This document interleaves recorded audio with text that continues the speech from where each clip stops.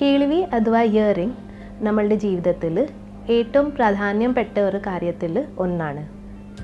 ജനിക്കുമ്പം കേൾവിയില്ലാത്ത കുട്ടികളിൽ language development, speech development, total ഒരു psychological development എല്ലാം ഡിലേ ആവും.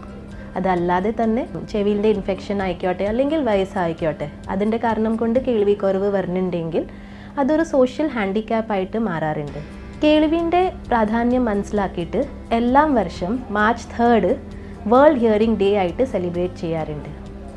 ഇപ്രാവശ്യത്തിൻ്റെ തീം പറഞ്ഞാൽ ear and hearing care for all, let's make it a reality by changing mindsets. അപ്പോൾ ചെവിയും കേൾവിയും സംബന്ധമായിട്ട് എന്തെങ്കിലും പ്രശ്നം ഉണ്ടെങ്കിൽ അതിനെങ്ങനെ ഒഴിവാക്കണം അത് ഈ തീമിൽ കറക്റ്റായിട്ട് മെൻഷൻ ചെയ്തിട്ടുണ്ട്.